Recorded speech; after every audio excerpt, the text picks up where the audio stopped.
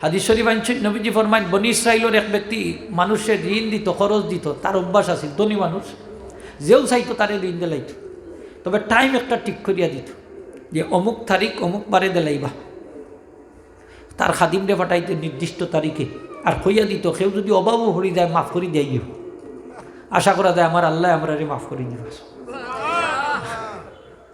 বিষয়টা বুঝাইতাম পারছি নি, অভাব ফরি দেয় জানি মানুষের ঋণটি নাই না, তো কইতা যে মাফ করিয়া দিলাইও, আশা করে যে আল্লাহ আমরা মাফ করে দিব। এই ব্যক্তি যখন মারা গেছে, আল্লাহ জিজ্ঞেস করেন, আমার বন্দারে তুমি আমি আল্লাহরে খুশি রাজি করার লাগি কোনো আমল করছো নি? সেই ব্যক্তি কইল, আল্লাহ আমার জীবনে একটা মাত্র আমল আমার আছে, যেটা আমি তোমার খুশি করার লাগি করছি। সেই আমলটা হইল আমি মানুষের ঋণ দিতাম, নির্দিষ্ট তারিখ আইলে আমার খাদিমরে পাঠাই দিতাম, আর কইয়া দিতাম যদি কোনো মানুষ ঋণ নিয়ে বিপদ পড়ি যায় অর্থাৎ আদায় করার মতো তৌফিক না থাকে তুমি মাফ করি দিলাইও।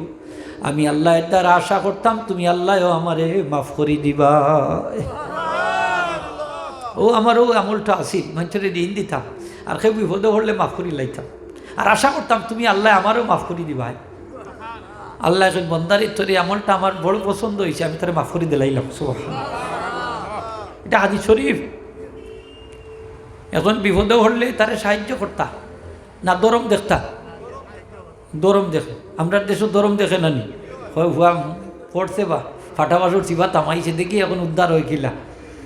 হাসা নাই নি খোকা, আমার আল্লাহ কই একটু সবর কর, তোর সময় আইছি, একটু অপেক্ষা কর, ঠিক কিনা না?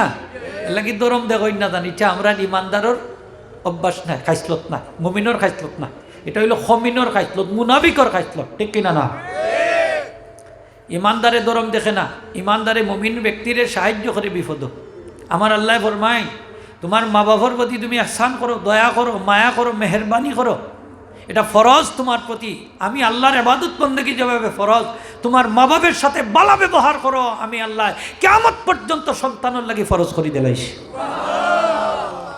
দুনিয়ার সব মুফাসসিরিন ইকরাম একমত, আল্লাহ পাকের ইবাদত বন্দেগী যেভাবে ফরজ, মা বাবার লাগে ভালো ব্যবহার করা ঠিক তেমনইভাবে ফরজ।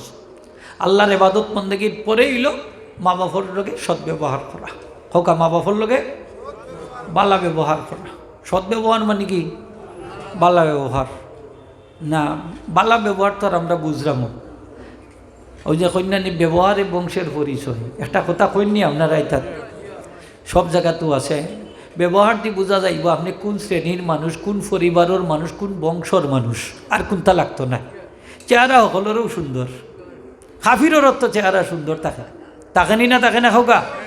চিনিও সাদা, লবণও সাদা, সমান নাইনি হোকা? চিনিও সাদা, লবণও সাদা, বুঝতাম কি দাদি? স্বাদ স্বাদ, ইটার স্বাদ একলা খান আর ইটার স্বাদ একলা খান। হ্যাঁ, লবণ মুখো দিলে কিছু লবণ তিতা তিতা লাগেনি, আর চিনি যদি দেই কিছু মিঠা মিঠা লাগে, ঠিক না নি খোকা? যে মানুষ সকলেও সমান সুন্দর, কিন্তু পার্থক্য কিসে খোকা? মানুষ আর অমানুষ সমান, দেখতে একলা খান লাগে, পার্থক্য হইল আচরণে। খোকা পার্থক্য কি? আচরণে, ব্যবহারে। যেগু বাদ মানুষ দেখবা তার মুখের ভাষা বলি উনলেও বুঝিলিবা কোন পরিবার থেকে আইছে, কোন বংশর থেকে আইছে, কোন স্ট্যাটাস থেকে আইছে, মাতই না কেন? আপনার ব্যবহারে বংশের পরিচয়, কথাবার্তা, আচার আচরণে মানুষ চিনা যায়, কিছুটা হইলেও চিনা যায়, যায়নি না? যায় না?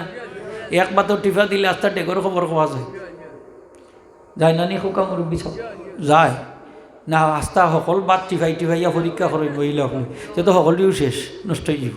হ্যাঁ, নষ্ট হয়ে যাব না নি? না সকলটি টিফানিত লাগি দিবা আপনি, মাঝে এইগুলো মাথার সমস্যা।